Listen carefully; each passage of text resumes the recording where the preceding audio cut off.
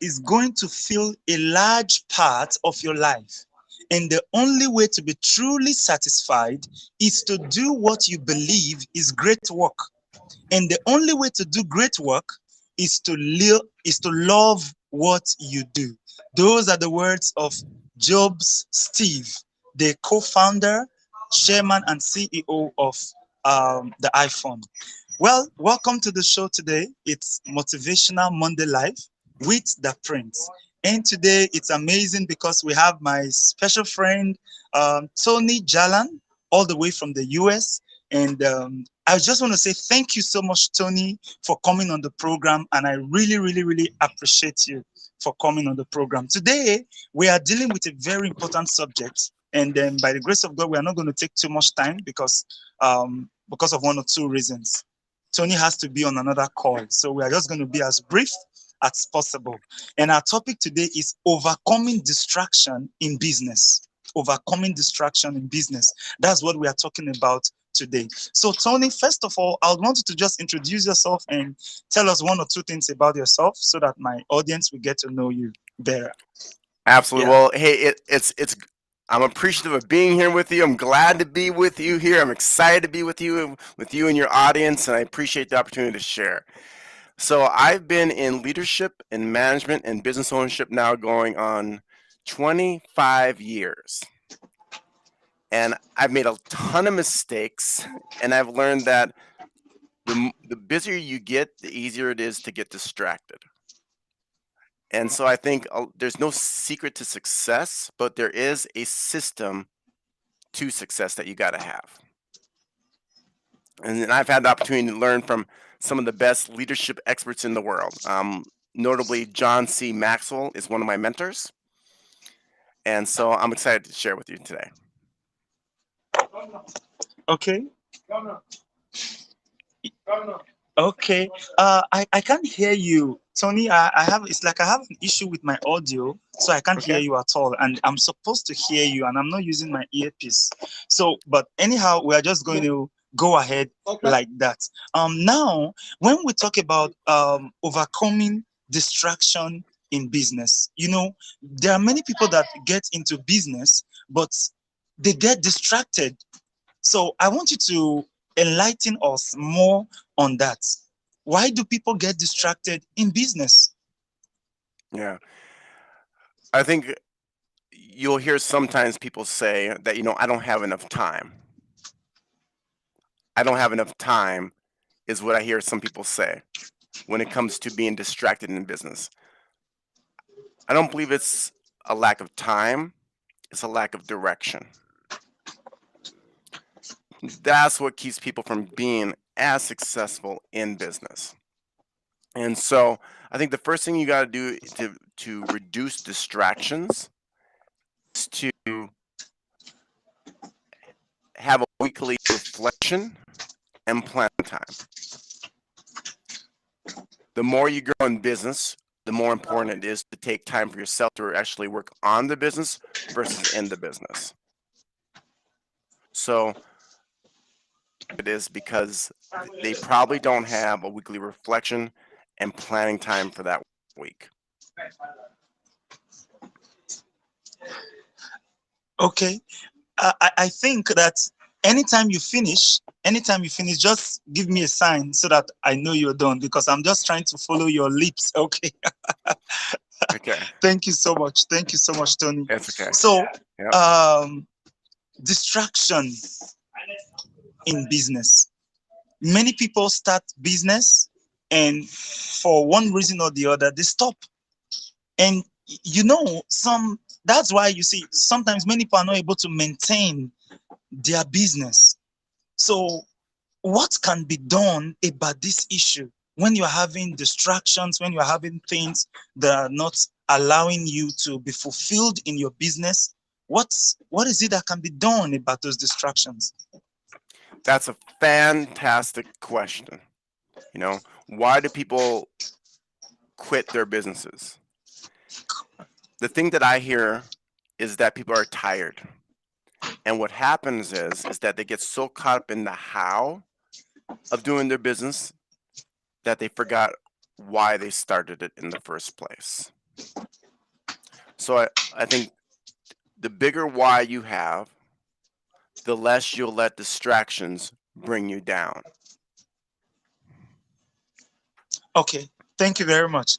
Now, another question that I want to ask you about, and it's some of the things that we experience, and I know not just in Africa alone, but also over there in America and Europe and other places. When you have dishonest people working with you, when you have people maybe among your staff, or either among your staff or even among your superiors, people that are not sincere, they are not speaking the truth, and they are not faithful, and they are not committed to the vision of the organization or the vision of the business.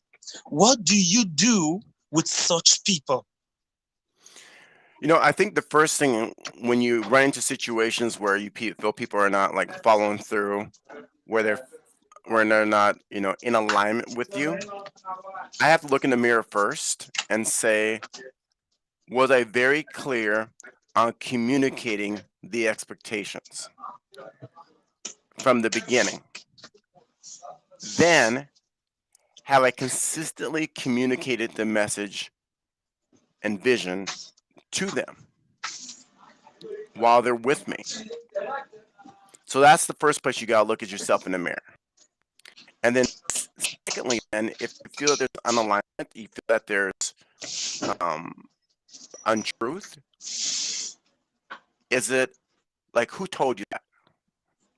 Is their actions that are speaking out of alignment? Or is it their words out of alignment, or is it simply a story that you're building here in your mind? And if it's a continuing feeling that you're getting, you got to address it, because if you don't address it, it will take root. If it takes root, it can be a weed that can destroy your garden. So that's how I go ahead and handle those things. Okay, thank you so much, Tony. There's something that has been bothering my mind when we're talking about business. There's something that is bothering my mind, and it's something that's very common: disorganization in business. Many people, they start a business and they are disorganized. They are not able to put one or two together, and that disorganization is one thing that is killing businesses, especially, I would say, especially in Africa, because I've been in different environments in Africa. I've been in different countries in Africa, not just one country. So it's, when you talk about disorganization, it's something that I've seen a whole lot of times. So, and for especially our youths in going into business, because they've not had role models in organizing businesses. When they start their own business, they have that challenge of disorganization. What do you have to say to them on how they can improve their organization for their business? Mm-hmm. How to improve your disorganization for your business? One, journal daily. Document your journey. If it's not documented, it doesn't exist. And here's a few reasons why you want to document your journey in business. Number one, if you don't get thoughts out of your head, what it does, it begins to cloud your judgment, because there's those thoughts unless acted on, they'll take up space. So by documenting it, it gets out of your head. Number two, it allows you to think things through more thoroughly, right?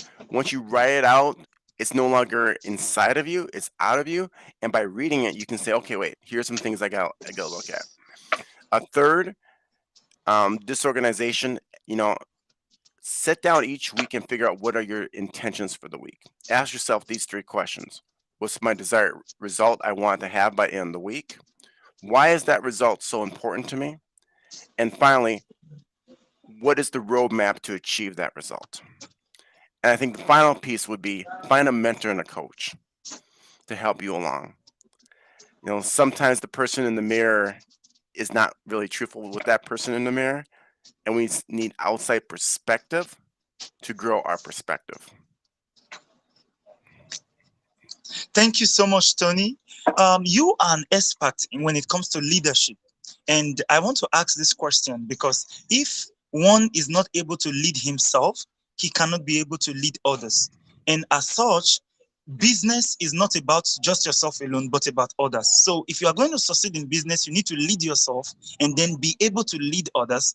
And then in turn, your business can be able to make impact, because it's all about leadership. And that's why we have such brands like Coca-Cola, such brands, that are doing well, global brands and all of that. They are strong in leadership. So what do you have to say to people that are struggling with leadership, most especially personal leadership? What's your message to them? I think exactly what it comes down to what you said. That is, work on yourself. Growth in business is an inside outside job. Secondly, recognize what you're strong at and accept what you're not strong at, and find people that can maybe go ahead and shore up your gaps. And that's what I would say when it comes to leadership. And read, like, you should be growing yourself. You should be listening to things. Create an environment for success. Okay. Wow, thank you so much. Another thing I also want to ask you about is success envy. Success envy. And success envy, it's all about when you see other people succeeding and you begin to look at yourself and you say, oh, my business is not doing well like that other business is doing. And sometimes it can distract somebody, especially a young person who is just starting, especially somebody who is in an environment that is full of challenges and pressures and all of that. And if you begin to look at the success of others, you might not be able to move. You might not be able to do the things. You might feel that whatever you are doing is inadequate, it's not enough, it's not important, and it's not able to meet up the expectations of people. But it may not really be like that. So what do you have to say about those that are struggling with success envy? Remember this: comparison is the thief of joy. If you consistently compare yourself to others in the vein of lack, of what you are lacking, then you will never move forward, because it becomes a distraction.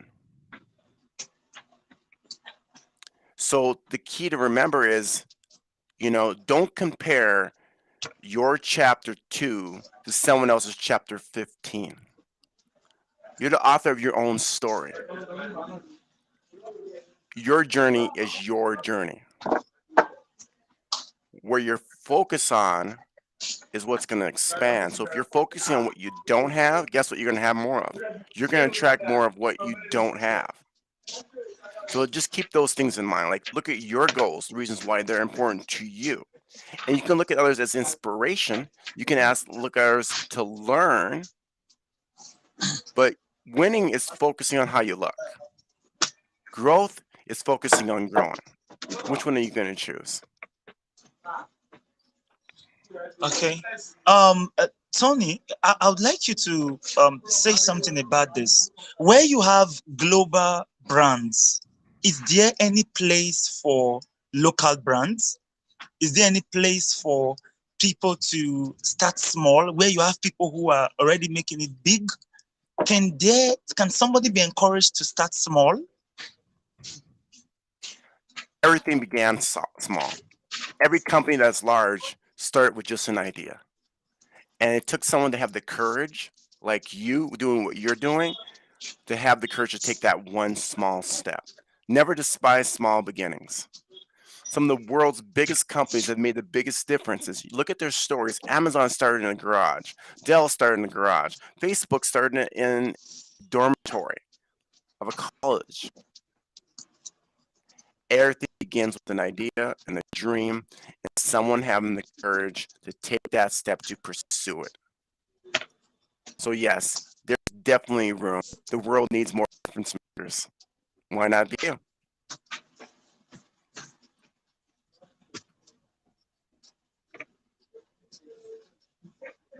Okay.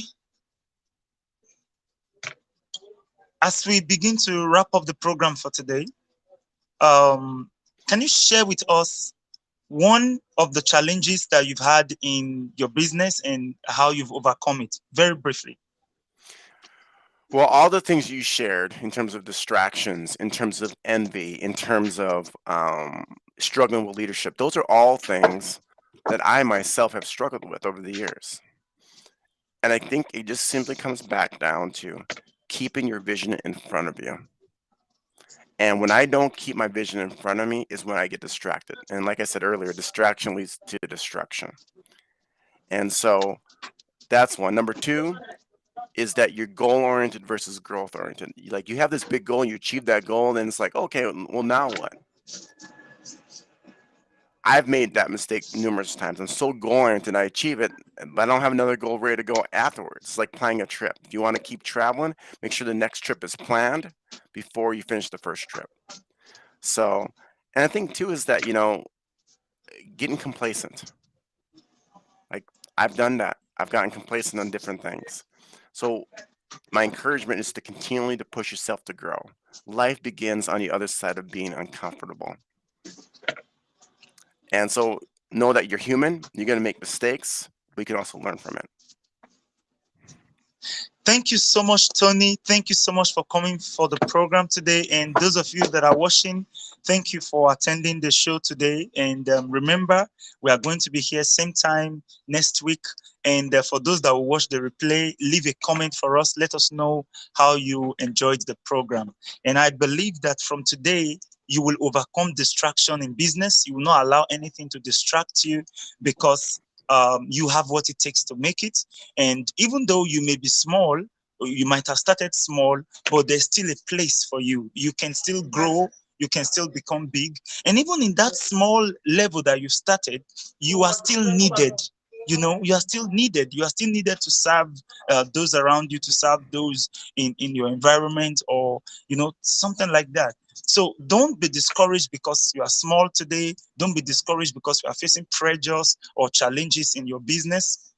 Keep on doing what you love, and the sky will not just be your limit, but it will be a starting point for you. I believe in you so much, and that's why we are doing this program every week. Thank you so much, Tony, once again for coming. And Thank I you. promise I'm going to bring you again for the program. I'm going to do another special program with you. So thank you for this sacrifice. God bless you, Tony. So friends, till we come your way again, stay motivated. Bye. Hour up.